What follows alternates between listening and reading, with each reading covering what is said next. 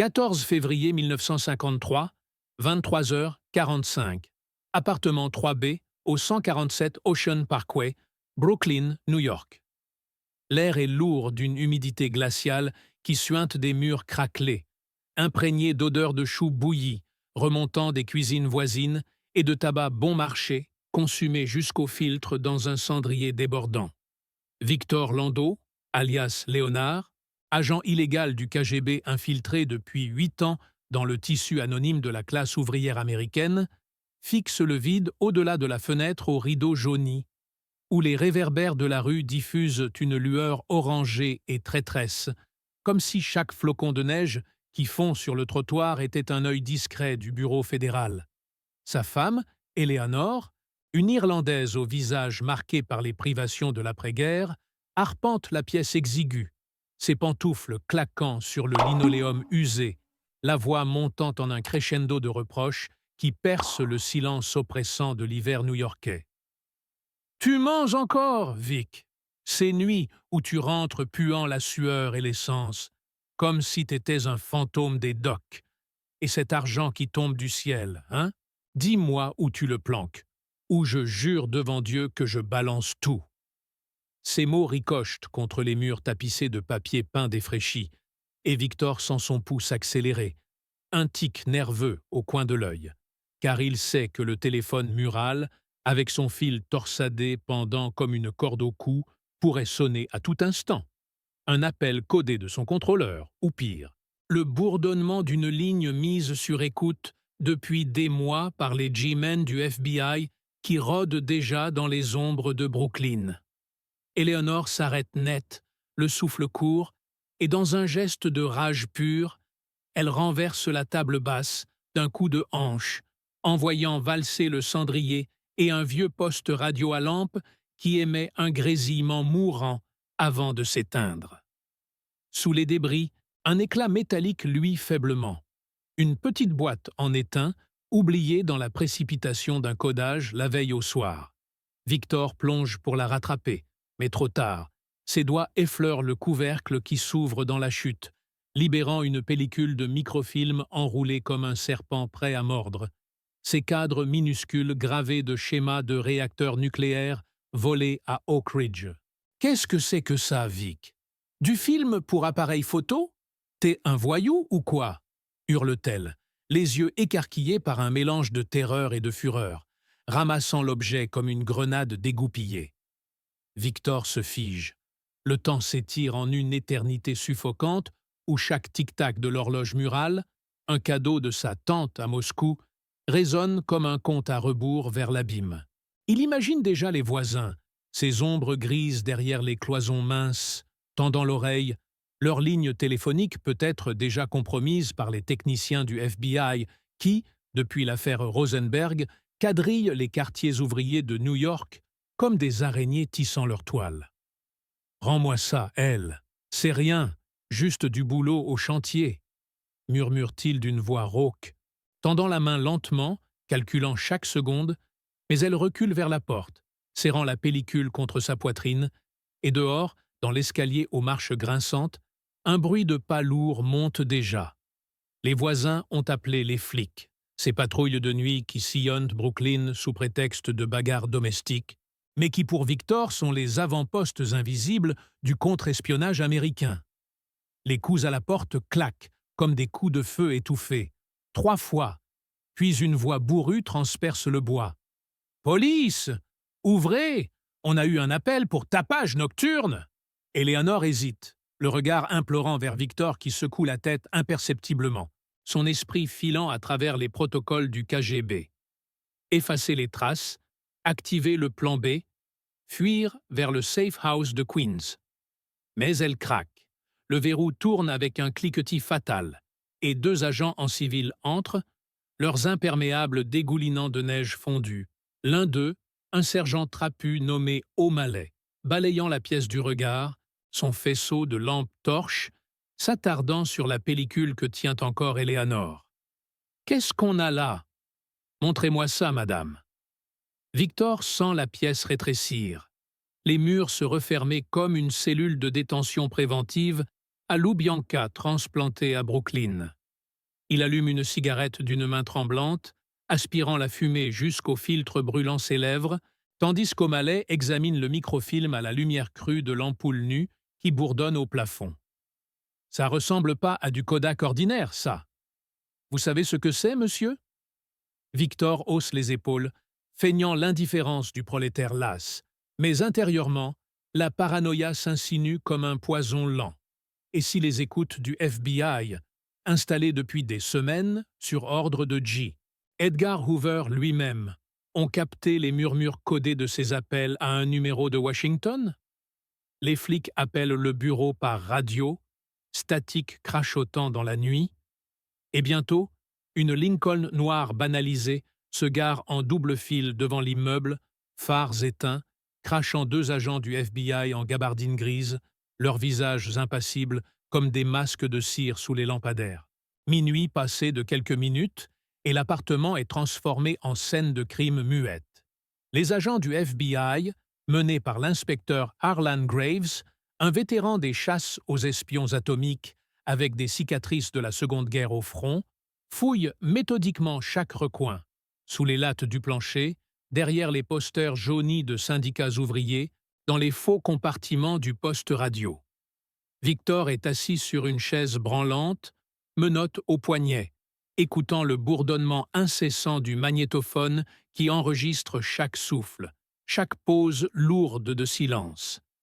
Eleanor sanglote dans un coin, regrettant déjà son geste impulsif, se demandant si leurs deux enfants, endormis chez la voisine, paieront le prix de cette nuit maudite.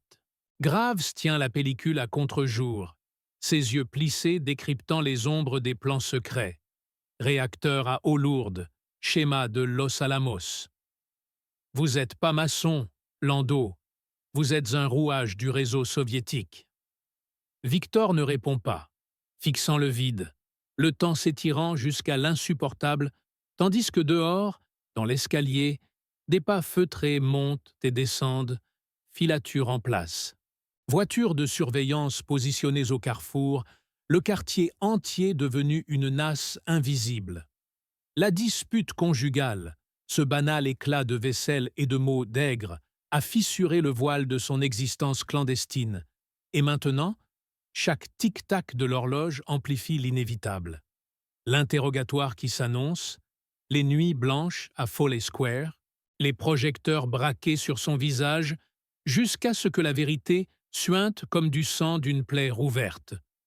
Retour en arrière pour comprendre l'implacable mécanique qui a mené à cette fracture. C'était en 1945, sous un ciel plombé de Berlin libéré, que Victor, né Victor Landau, fils d'émigrés juifs russes, avait été recruté par le KGB dans les ruines fumantes de la capitale divisée. Opération Enigma, lui avait-on dit. Un réseau d'illégaux pour infiltrer l'Amérique, passer inaperçu parmi les millions d'anonymes. Mariage blanc avec Eleanor, en 1947, à Ellis Island, un certificat falsifié glissé dans les archives comme un grain de sable dans l'engrenage bureaucratique du FBI. Les années suivantes, une routine de tradecraft impitoyable. Dead drops dans les parcs de Central Park à l'aube, quand la brume enveloppe les bancs et que les pigeons picorent les miettes codées. Réunions en safe house de Harlem, où les murs suintent l'humidité et les téléphones sonnent toujours trop tard, grésillant de statique pour masquer les transmissions en morse. Victor se souvient d'une nuit d'octobre 1951, 4 heures du matin, supermarché A&P désert de Flatbush Avenue. Il glisse un paquet de sucre contenant des échantillons d'uranium, enrichis dans une poubelle désignée. Attendant immobile sous la pluie battante, chaque goutte sur son col claquant comme un pas de poursuivant, le cœur battant au rythme des sirènes lointaines de patrouilles anticommunistes. Éléonore, ignorant tout au début, soupçonnait seulement les absences, les explications vaseuses sur des heures sup au chantier naval. Mais la jalousie rongeait, un poison domestique parallèle à la paranoïa professionnelle. Les semaines suivantes à la maison, après l'incident du microfilm, l'appartement devient un théâtre de tensions muettes. Victor, consigné en liberté surveillée pendant l'enquête préliminaire, arpente les 3 pièces comme un fauve en cage, jetant des regards obliques vers les fenêtres où les rideaux frémissent sous un souffle imperceptible. Est-ce le vent ou un objectif téléphoto braqué depuis le toit d'en face? Éléonore prépare le dîner en silence, le couteau tranchant les carottes avec une précision vengeresse, regrettant ses cris mais hantée par les flashs des journaux qui titrent déjà Espion soviétique démasqué par sa propre femme. Les enfants, Tommy 8 ans et Ruthie 5, sentent l'atmosphère asphyxiée. Ils chuchotent dans leur chambre, les jouets abandonnés, tandis que la radio diffuse les actualités de Walter Winchell. Voix nasillarde évoquant la traîtrise rouge à nos portes. Victor allume cigarette sur cigarette, le filtre noircissant entre ses lèvres gercées, attendant l'appel du FBI qui viendra à 7 heures précises chaque matin. Un sergent en civil frappant à la porte, vérifiant l'absence de fugue, posant les mêmes questions. Des contacts à l'ambassade soviétique? Des voyages en Europe de l'Est? Le temps s'étire, insoutenable, dans les pauses avant de répondre, où Victor mesure ses mots comme un opérateur radio ajuste sa fréquence pour éviter les brouillages.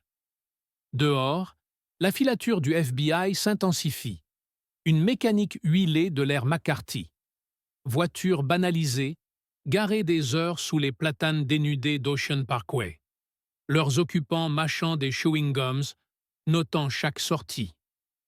Victor au drugstore pour du lait, jetant des coups d'œil aux reflets des vitrines. Éléonore poussant le landau de Ruthie au parc, sentant des pas synchronisés derrière elle, le craquement d'une radio portative dans une sacoche. Une nuit, à 2 heures, le téléphone sonne enfin. Pas le contrôleur KGB, mais Graves. Lando, on a décrypté votre pellicule. Les schémas correspondent à des fuites de l'arsenal de Watertown. Rendez-vous demain à Foley Square, où on vous cueille comme un vulgaire pickpocket. Victor raccroche lentement, le combiné gluant de sueur, et reste assis dans le noir, la pendule marquant les minutes comme des coups de marteau, imaginant le réseau entier compromis. Son oncle à Manhattan, les courriers à Baltimore, tous exposés par cette stupide boîte en étain oubliée dans la fièvre d'une dispute. Les jours se mutent en semaines d'une surveillance omniprésente, où chaque environnement hurle la traque. L'escalier de l'immeuble, écho prolongé de pas invisibles, montant des caves humides. Le supermarché du coin, allée fluorescente bourdonnant comme un essaim, où Victor sent les regards des caissières, informatrices occasionnelles, peser sur son panier anodin de conserves et de pain de mie. Éléonore craque à nouveau, un soir de mars pluvieux, confiant à une voisine au téléphone. Il cache des trucs, je le sais, mais maintenant, c'est nous les suspects. La ligne, bien sûr, est sur écoute depuis la nuit de la dispute. Les techniciens du FBI à Washington transcrivent chaque syllabe, amplifiant les failles domestiques en preuve fédérale. Victor, dans sa paranoïa croissante, démonte le poste radio pièce par pièce sous la lampe de chevet, ses doigts tremblants assemblant les valves et les condensateurs, cherchant un mouchard inexistant, tandis que le tic-tac de l'horloge noie le bruit de la circulation lointaine sur la Belt Parkway. Mai 1953, l'interrogatoire formel à Foley Square. On le conduit, menottes au poignet, dans une salle aux murs nus, éclairée par un néon qui grésille sans relâche, l'air vicié par l'odeur de café froid et de transpiration. Graves et son adjoint, un jeune loup nommé Kessler, s'asseyent de l'autre côté de la table en métal riveté, dossiers épais claquant comme des sentences. « Votre vrai nom, Lando? Vos handlers au consulat soviétique sur l'East River ?» Le silence s'installe, étiré jusqu'à la rupture. Victor fixe une fissure dans le mur, imaginant les cellules contiguës ou d'autres espions. Fuchs, les Rosenberg, ont craqué sous la même pression psychologique. Éléonore est interrogée séparément, dans une pièce adjacente. Ses sanglots traversent les cloisons. « Je l'aimais, mais c'est secret.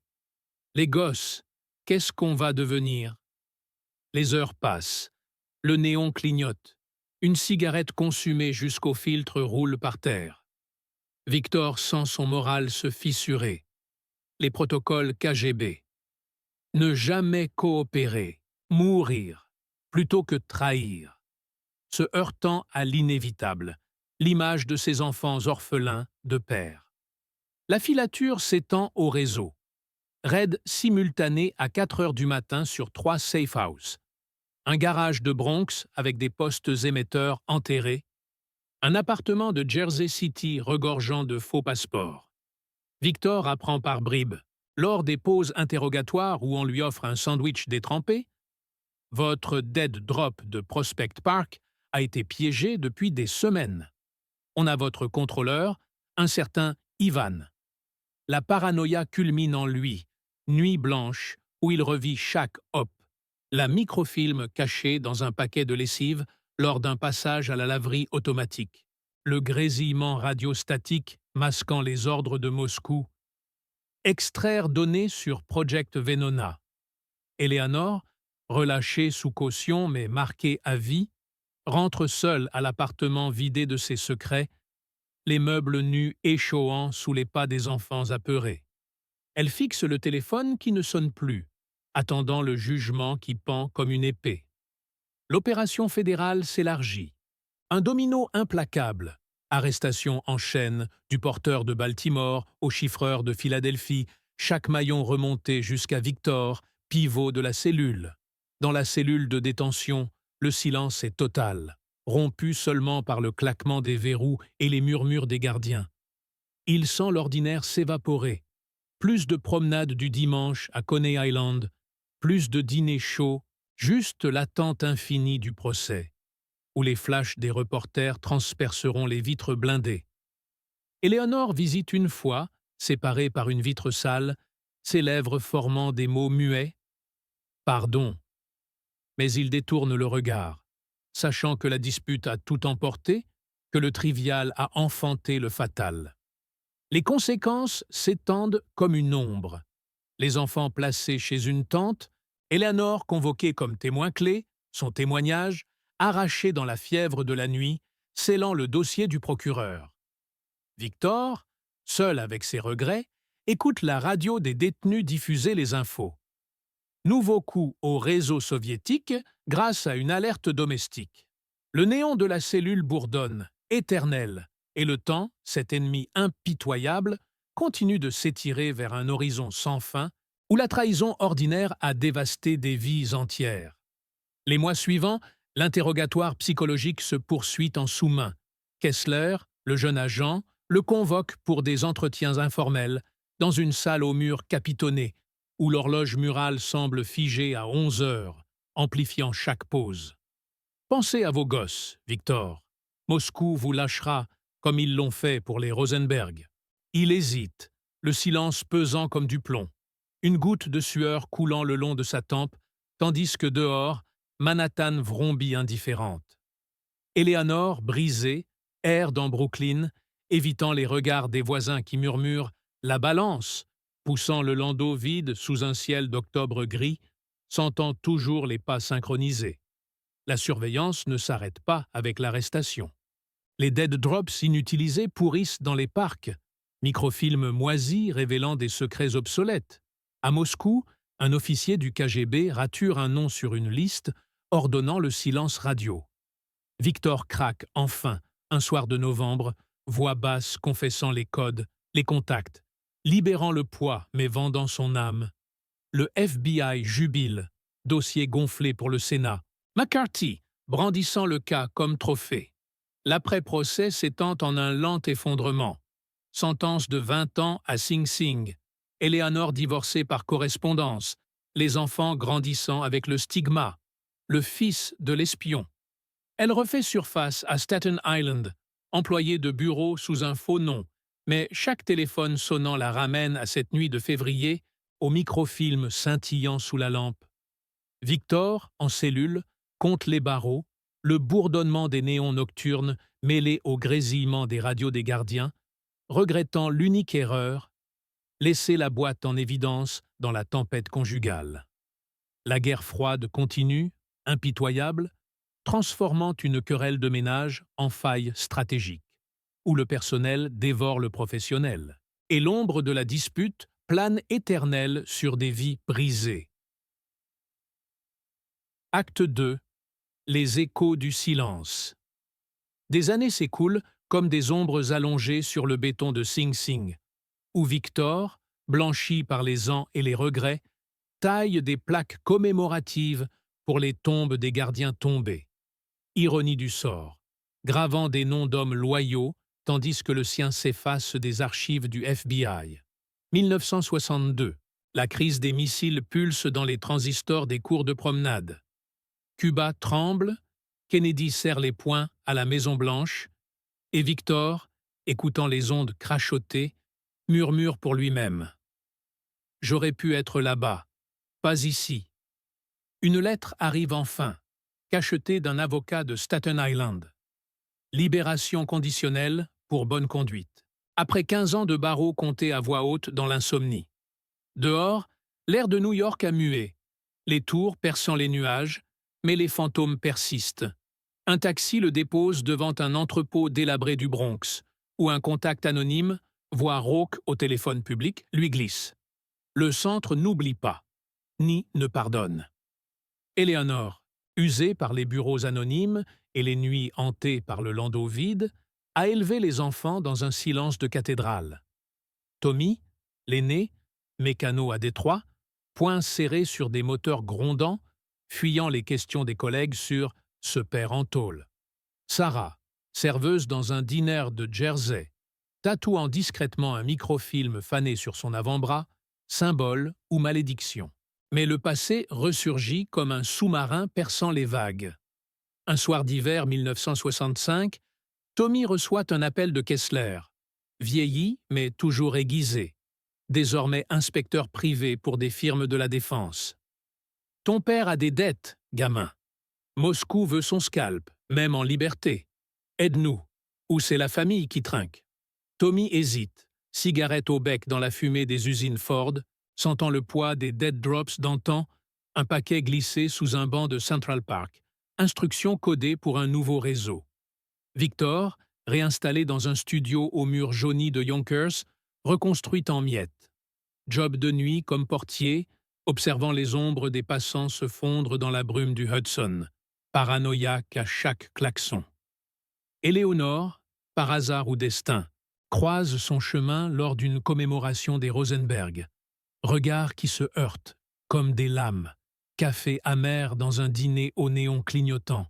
« Tu m'as tué cette nuit-là, Victor », souffle-t-elle, mais ses doigts effleurent les siens, écho d'un amour piégé par la tempête. Ensemble, ils fouillent les archives jaunies d'une bibliothèque municipale, découvrant que le microfilm n'était pas anodin. Plan d'un missile balistique, vendu au plus offrant, ayant peut-être armé les silos de Cuba. Le KGB, sentant la brèche, envoie un nettoyeur, silhouette encapuchonnée dans le métro, parfum de tabac blond slave, tandis que le FBI, sous Hoover agonisant, rouvre le dossier pour un chantage final. Climax dans les docks de Brooklyn, sous un ciel d'orage déchiré, Victor et Eleanor, dos à dos, microfilm reconstitué en main, face à Kessler et l'agent soviétique. Pluie battante mêlée au sel de l'East River, coup de feu étouffé par le tonnerre, trahison croisée comme un ballet macabre. Tommy surgit, clé à molette en pogne, Sarah dans l'ombre avec un Derringer volé au dîner. Victor, blessé, confesse dans un râle. « C'était pour nous, pas pour eux, la boîte, juste une querelle. » Éléonore, larmes salées par la pluie, presse le déclencheur, non sur un homme, mais sur le film, flamme dévorant les secrets. La guerre froide s'apaise un instant. Kennedy assassiné ailleurs. Mais les vies, elles, se raccommodent en lambeaux. Victor libre mais traqué. Famille unie dans le silence. Horizon sans fin, où la trahison ordinaire renaît, éternelle, des cendres d'une dispute. Acte 3. Les cendres remuées. Années 70, l'Amérique ronronne sous Nixon. Watergate grésille à la radio comme un vieux vinyle rayé. Victor, silhouette voûtée par les ans et les balles effleurées, traîne sa carcasse dans un mobil-home rouillé du New Jersey, bordé de pins noircis par les gaz d'Atlantic City. Portier retraité, il nourrit des pigeons avec des miettes de pain rassis, yeux rivés sur l'horizon où le George Washington Bridge vomit des fils de phares anonymes. La famille? Tommy, mécano bourru dans un garage de Patterson, Sarah mariée à un flic irlandais, enfant aux joues roses ignorant les fantômes. Eleanor, fidèle comme une lame émoussée, tricote des pulls trop grands, ses mains tremblant encore du déclencheur fantôme. Mais les morts ne dorment pas. Une lettre anonyme glisse sous la porte, papier pelure, encre bleue délavée. La boîte n'était pas vide. Cuba rit encore. Le microfilm calciné n'était qu'un leurre. Kessler, rescapé des docks, avait photocopié les plans avant la pluie de feu. Le nettoyeur slave, réaffecté à l'anglais sous double casquette, murmure des noms dans un sous-sol du Pentagone. Hoover est mort, mais ses dossiers puent toujours le chantage, rouverts par un jeune loup du FBI, Mitchell ou un autre, sentant l'ambition aigre. Réveil brutal. Nuit d'insomnie, Victor fouille le grenier, trouve une pellicule oubliée dans une boîte à cigares, écho maudit de la dispute originelle. Eleanor, pâle sous la lampe à huile. Brûle là, Victor. Ou on recommence. Il roule vers Coney Island. Boardwalk désert balayé par le vent salin. Manège rouillé grinçant comme un rire d'agonisant. Là, sous les étoiles indifférentes, flamme à nouveau, mais un flash lointain. Objectif vorace. Le nettoyeur surgit de l'ombre, revolver mat, accent traînant. Pour Mother Russia, toujours. Ballet final, plus lent, plus las. Coup de feu dans le vide, Victor plaque Eleanor au sol. Tommy déboule en pick-up cabossé, déringé de Sarah crachant sa dernière cartouche.